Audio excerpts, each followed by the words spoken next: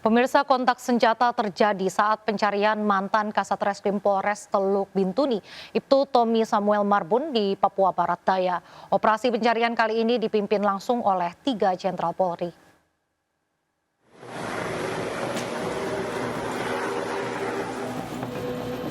Tiga Jenderal Tinggi Polri memimpin langsung operasi SAR Alfa Bravo Moskona 2025 di Papua Barat Daya. Di tengah medan berat hutan Papua Barat Daya, operasi pencarian mantan Kasat Reskrim Polres Teluk Bintuni, Ibtu Tommy Samuel Marbun terus dilakukan. Sebanyak 521 personil gabungan dikerahkan menyusuri wilayah pencarian melalui jalur darat, sungai, hingga udara.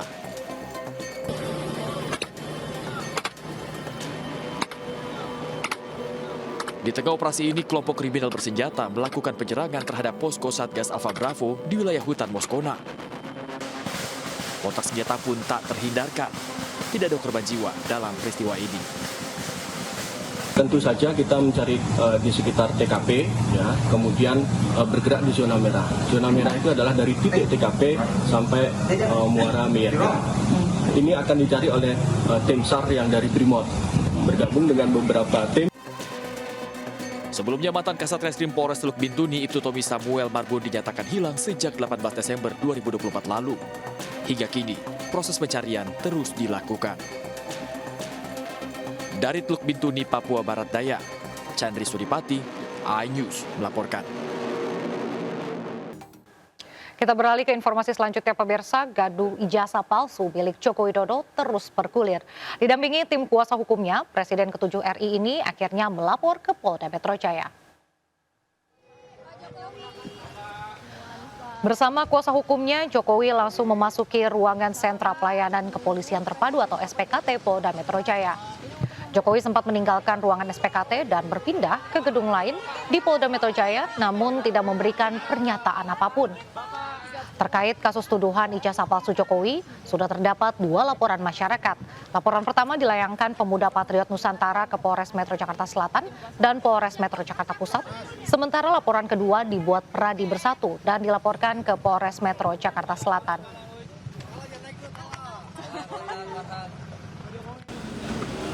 Tetapi memang perlu dibawa ke ranah hukum agar semuanya jelas dan gamblang. Ya, itu aja dari saya. Siapa aja yang dilaporkan hari ini, Pak? Siapa saja yang dilaporkan? Apakah sama dengan Nanti ditanyakan kepada tim kuasa hukum detailnya, ya. Pak, ini kan sebenarnya isunya udah lama, tapi kenapa akhirnya memutuskan Pak Jokowi untuk melaporkan? Ya, dulu kan masih menjabat. Saya pikir sudah selesai. Ternyata masih berlarut-larut, sehingga ya dibawa ke ranah hukum akan lebih baik, sehingga sekali lagi nanti menjadi jelas dan gamblang. Tapi ini tadi Pak Jokowi merasa ini politis nggak, Pak? Tudingan soal ijazah palsu itu kan sudah lama. Merasa ini politis nggak? Ada unsur politis? Nggak tahu. Ya, Pak Jokowi ini sampai turun gunung melaporkan, Pak, nggak kuasa hukumnya aja, kenapa harus sampai Pak Jokowi ikut turun melapor, Pak? Iya, delik aduan kan. Syarat memang harus saya sendiri datang. Ya. Setelah ini masih di Jakarta, ini informasikan akan memperlihatkan ijazahnya, Pak. Bapak tadi memperlihatkan ijazahnya ya, Pak? Tadi memperlihatkan ijazah asli. Nanti ditanyakan detail kepada tim kuasa hukum. Ya. Pak, di dalam tadi ada Pak. Apanya? Ya, ditanya banyak. Tanya berapa pertanyaan tadi? 35. Iya. Masuk ada pemeriksaan. Untuk melakukan digital forensik sudah ada ke Bapak, Pak? Digital forensik Pak? Kalau diperlukan, ya silakan. Yang jelas sudah kita bawa ke ranah hukum. Kuasa hukum Jokowi menyebut salah satu yang dilaporkan Joko Widodo hari ini adalah Roy Suryo. Tim hukum juga menyebut semua bukti keabsahan ijazah sudah diberikan ke polisi. Tentunya untuk hari ini Pak Jokowi datang sendiri ke sini bukanlah hal yang mudah juga ya. Tentunya sudah melewati pertimbangan yang sangat panjang dan sangat berat. Tapi kami melihat dan Pak Jokowi juga melihat bahwa ini harus dilakukan. Agar semuanya terang benderang. Agar kebenaran dapat terlihat dan agar nama baik Pak Jokowi dan nama baik rakyat Indonesia, ada 24 video ya, sekitar 24 objek yang kita sudah Pak Jokowi sudah laporkan juga, yaitu juga diduga dilakukan oleh beberapa pihak. Ya mungkin inisialnya kalau boleh saya sampaikan ada RS, kemudian ES, ada juga T, inisial T, ada inisial K juga. Presiden ke-7 Republik Indonesia Joko Widodo melaporkan 5 orang terkait tuduhan ijazah palsu termasuk Roy Suryo. Laporan tersebut dilayangkan ke Polda Metro Jaya pada Rabu pagi.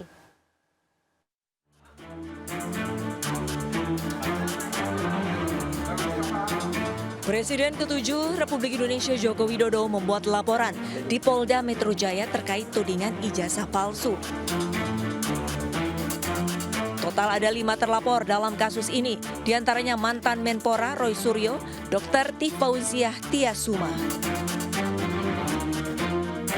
Ahli digital forensik Rismon Sianipar, Wakil Ketua Tim Pembela Ulama dan aktivis TPUA Rizal Fadilah, serta seseorang berinisial K. Kelima orang ini dilaporkan karena dianggap membuat kegaduhan dengan tudingan ijazah palsu milik Joko Widodo. Tim Liputan iNews melaporkan.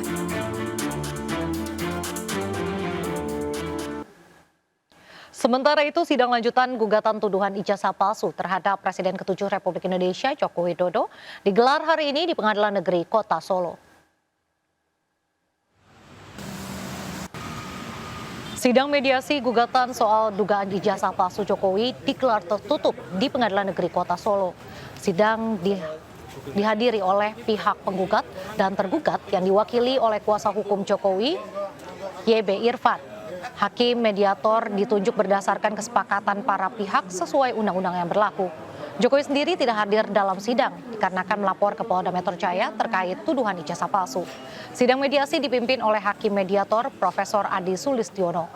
Ia diminta pihak penggugat Muhammad Taufik untuk menjadi mediator dalam sidang pertama dan permintaan itu disetujui para penggugat.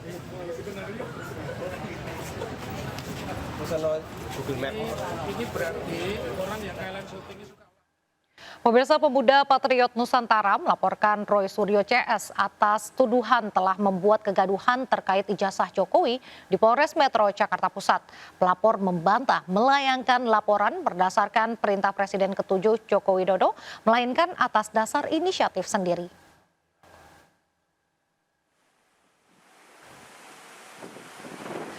Penyidik Polres Metro Jakarta Pusat Senin lalu memanggil pelapor Roy Suryo CS atas tuduhan membuat kegaduhan terkait ijazah Jokowi. Kuasa hukum pelapor Rusdiansyah menuturkan telah membawa saksi dan sejumlah bukti lainnya untuk melengkapi berkas laporan. Rusdiansyah membantah ketika ditanya jika laporan yang dilayangkan kliennya kepada mantan Menpora era SBY tersebut Roy Suryo dan 3 orang lainnya atas perintah Jokowi. Menurutnya laporan murni dilakukan atas dasar inisiatif sebagai warga negara yang menginginkan ketenangan. Pada 23 April 2025 lalu, relawan Jokowi dan kelompok pemuda Patriot Nusantara melaporkan Roy Suryo, Rismon Sianipar, Rizal Fadilah, dan Dr. Tiasuma ke Polres Metro Jakarta Pusat. Roy Suryo CS dilaporkan atas pasal 160 KUHP tentang tindak pidana penghasutan di muka umum yang menyebabkan kegaduhan di masyarakat. Klien kami melaporkan 4 orang, di mana kejadiannya setidak-tidaknya terjadi di Jakarta Pusat.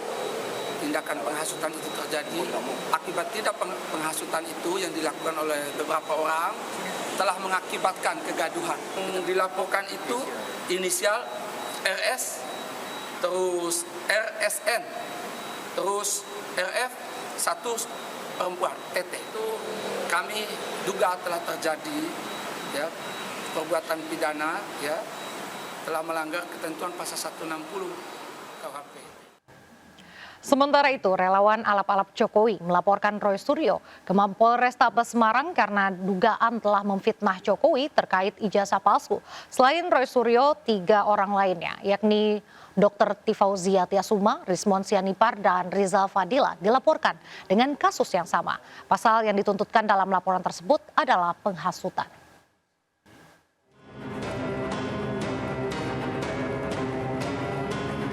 Relawan alap-alap Jokowi Rabu siang mendatangi SPKT Mapolrestabes Semarang untuk melaporkan 4 orang yang diduga telah memfitnah Joko Widodo terkait ijazah palsu. Keempat orang yang dilaporkan tersebut adalah Roy Suryo, Dr. Tifauzia Tiasuma, Rismon Sianipar, dan Rizal Fadila. Selain di Polrestabes Semarang, relawan alap-alap Jokowi juga melaporkan kasus yang sama ke Mapolres Surakarta dan Mapolres Sleman. Laporan di 3 tempat ini merupakan keputusan internal alap-alap Jokowi dari hasil gelaran rapat nasional. Ya, inisial aja ya. Ada RS ya, 2 ya. Terus wanita 1, TV ya. Terus RF. Terkait apa, Pak? Ya, terkait tuduhan ijazah palsu Bapak Joko Widodo. Kenapa sih Pak sampai mengambil langkah hukum? Ya, gini, ini kan sudah hasutan ya, menghasut, menghina, pencemaran nama baik, dan sudah ramai.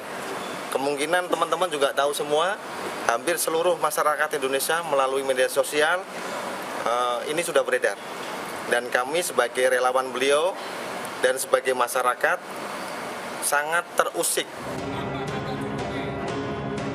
Laporan ini adalah inisiatif internal relawan alap-alap Jokowi agar para terlapor mendapat hukuman dan efek jera. Dari Semarang, Jawa Tengah, Doni Marendra, iNews melaporkan. Sejumlah terlapor tudingan ijazah palsu Joko Widodo menggelar jumpa pers di Gedung Juang 45 Menteng, Jakarta. Deklarasi dukungan dihadiri oleh para terlapor dalam kasus dugaan ijazah palsu Presiden ke-7 RI Joko Widodo. Di antaranya adalah pegiat media sosial sekaligus alumni Universitas Gadjah Mada, Tifauzia Tiasuma, hingga mantan Menteri Pemuda dan Olahraga yang juga pakar telematika Roy Suryo. Para terlapor menghormati langkah Jokowi dalam membuat laporan ke Polda Metro Jaya. Namun mereka juga mengaku siap mempertanggungjawabkan pernyataan dalam kasus dugaan ijazah palsu Jokowi. Sebelumnya, Roy Suryo, Rismon Sianipar, Rizal Fadila, dan Dr. Tifauzia Tiasuma dilaporkan sejumlah pihak. Keempatnya dilaporkan sebagai pembuat kegaduhan soal ijazah palsu.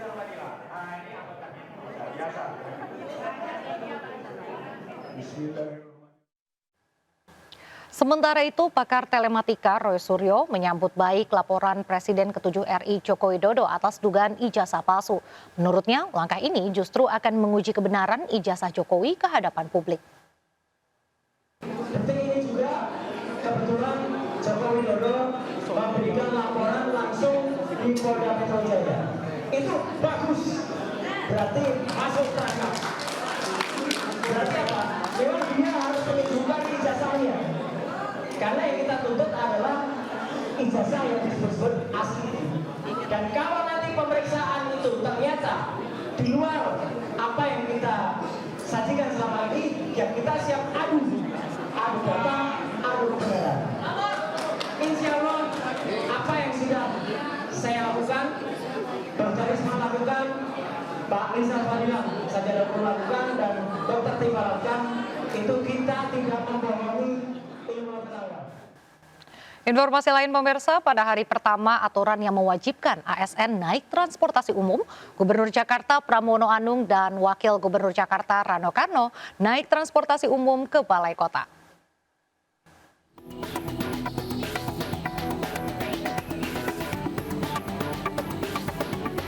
Gubernur Jakarta Pramono Anung resmi mengeluarkan aturan terkait penggunaan angkutan umum untuk para pegawai di Pemprov Jakarta setiap hari Rabu.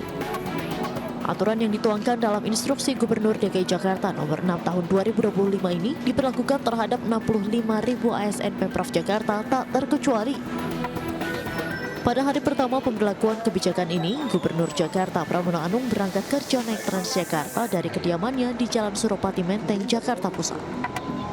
Pramono pun sempat berbincang dengan sejumlah penumpang di Transjakarta. Hari ini adalah instruksi gubernur untuk semua ASN yang jumlahnya 65.000. ASN ini jumlahnya 65.000, 45.000 ASN, sisanya adalah P3K, mereka semua diwajibkan untuk naik transportasi publik karena tidak lagi disiapkan sarana transportasi oleh pemerintah Jakarta. Dan saya melihat dari pagi banyak banget yang kemudian nge-tag saya di IG saya, di TikTok, di X, yang rata-rata mereka menyambut dengan antusiasme yang tinggi. Dan setiap hari Rabu pemerintah Jakarta tidak lagi menyiapkan bus atau sarana apapun untuk membuat mereka mau untuk menaiki transportasi publik. Kenapa ini kami lakukan? Saya tahu bahwa ini akan mengurangi kemacetan, polusi juga pasti turun karena aktivitas 65.000 orang setiap Rabu itu dampaknya besar. Sementara itu, Wakil Gubernur Jakarta Rano Karno berangkat ke kantor menggunakan transportasi umum. Diantar dengan mobil dan pengawalan ketat, Rano turun di halte MRT Lebak Bulus, Jakarta Selatan. Di perjalanan, Rano menyempatkan diri untuk berfoto dan menyapa warga Jakarta. Kemudian tiba di Jakarta Pusat, ia pun melanjutkan perjalanan menggunakan Transjakarta karena jarak stasiun MRT ke Balai Kota masih 3 km. Tapi memang lebih buat saya lebih enak. Ya artinya kemacetan bisa kita hindari. Dari Lebak Bulus mungkin sampai kantor setengah jam ya. Enggak itulah. Kalau buat saya lebih nikmat ya. Tapi memang kadang-kadang kan ada tugas yang memang saya perlukan kendaraan. Karena biasanya kalau kita ke kantor nggak langsung daerah kantor kan, pasti ada beberapa tempat yang kita kunjungi.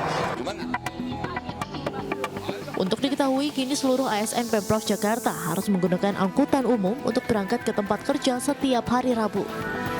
Jenis moda transportasi yang bisa digunakan mulai dari MRT, LRT, komuter lain, Jaklingko, atau angkutan kota reguler, dan sebagainya.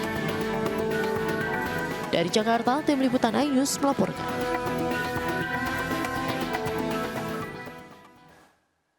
Mulai hari ini, aparatur sipil negara pemerintah Provinsi Jakarta wajib naik angkutan umum setiap Rabu. Hal ini tertuang dalam instruksi gubernur dan diapresiasi para ASN lainnya. Instruksi gubernur untuk semua ASN yang jumlahnya 65.000. ASN ini jumlahnya 65.000, 45.000 ASN, sisanya adalah P3K, mereka semua diwajibkan untuk naik transportasi publik karena tidak lagi disiapkan sarana transportasi oleh pemerintah Jakarta.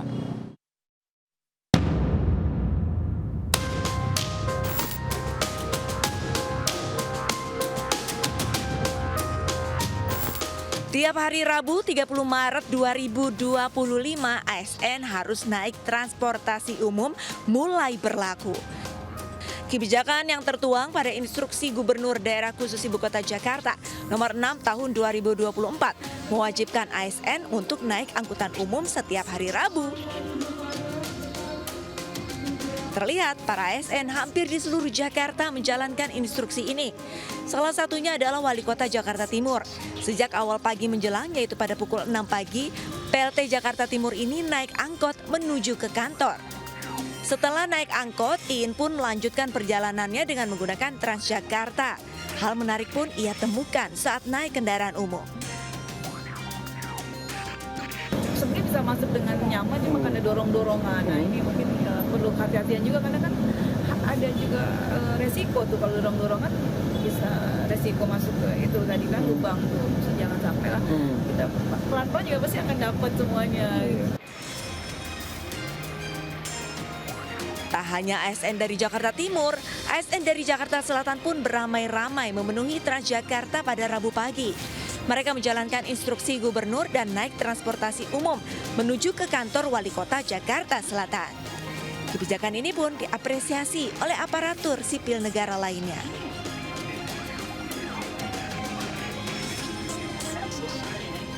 Kita harus membiasakan untuk menaik kendaraan umum yang disediakan oleh Pemprov DKI. Yang kedua, mengurangi kemacetan. kemudian mengurangi polusi udara, dan tentunya kita ada sedikit jalan juga dari rumah pasti jadi sehat kita. Program pemerintah bagus. Yang pertama mengurangi polusi udara. Yang kedua memang Jakarta itu kan program pemerintah juga. Kita naik angkutan itu lebih bagus sebenarnya. Namun ada beberapa hal yang dikeluhkan sejumlah ASN, yaitu diantaranya jumlah angkutan umum yang belum merata ke semua titik kota Jakarta dan kota penunjang lainnya. Kendala mungkin kalau misalnya rumahnya jauh ya, karena kan belum semua transportasi umum di Jakarta itu kan menjangkau titik-titik tertentu. Jadi kadang transitnya banyak, terus secara waktu juga lebih lama dibanding kalau naik kendaraan pribadi. Dalam kebijakan ini ada pengecualian, yaitu bagi ASN dalam kondisi sakit, hamil, disabilitas, dan petugas lapangan yang membutuhkan mobilitas tertentu diperbolehkan hari Rabu naik kendaraan pribadi. Diharapkan pembaharuan kebijakan ini dapat mengurangi kemacetan yang ada di Jakarta. Tim Liputan iNews melaporkan. Pemirsa, Gubernur Jawa Barat Deddy Mulyadi disebut gubernur konten oleh Gubernur Kalimantan Timur Rudy Masud. Momen itu terjadi saat rapat dengan sejumlah gubernur di Komisi 2. Ada suasana unik saat berlangsungnya rapat Komisi 2 DPR dengan sejumlah gubernur di gedung DPR Senayan, Jakarta, Selasa siang. Ketika Gubernur Kalimantan Timur Rudy Masud mendapat kesempatan untuk berbicara, dengan nada bercanda, ia sempat menyebut Gubernur Jawa Barat Deddy Mulyadi dengan istilah gubernur konten. Gubernur yang hadir hari ini, Kang Deddy, gubernur konten.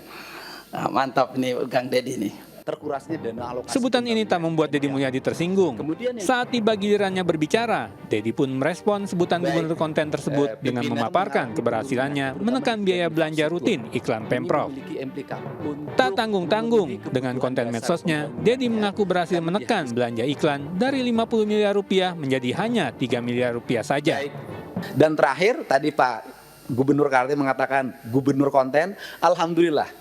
Dari konten yang saya miliki, itu bisa menurunkan belanja rutin iklan. Biasanya iklan di Pemprov Jabar kerjasama medianya 50 miliar. Sekarang cukup 3 miliar tapi viral terus. Terima kasih. Gubernur Jabar Deddy Mulyadi memang kerap memanfaatkan media sosial saat terjun dan bertemu langsung dengan masyarakat. Langkah ini dinilai efektif karena dengan viralnya tayangan media sosial miliknya, banyak warganet yang menyaksikan sepak terjang gubernur berusia 54 tahun itu mengkampanyekan program-program pemerintah provinsi. Lagi-lagi Gubernur Jawa Barat Deddy Mulyadi memberikan gebrakan baru. Deddy berencana mewajibkan KB pria atau vasektomi sebagai syarat penerima bantuan sosial di Jawa Barat.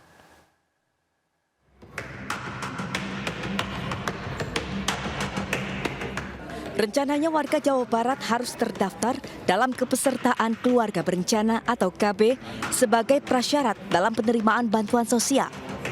Nantinya ada beasiswa pendidikan hingga program bantuan sosial lainnya yang disalurkan oleh Pemprov Jabar.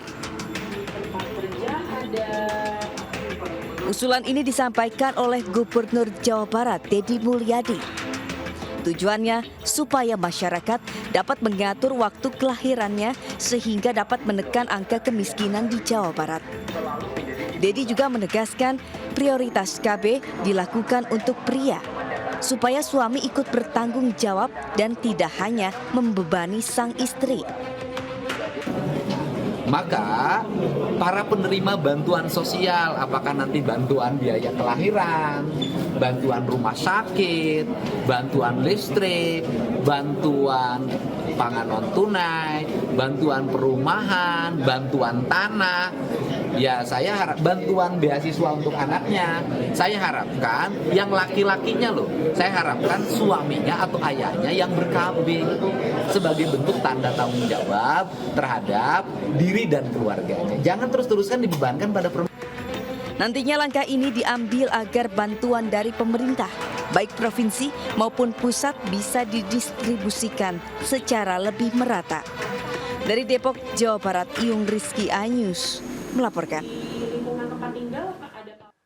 Program 3 juta rumah yang menjadi program utama pemerintahan Prabowo akan diwujudkan di tahun depan. Informasi selengkapnya usai jeda, tetap di Sindo Malam.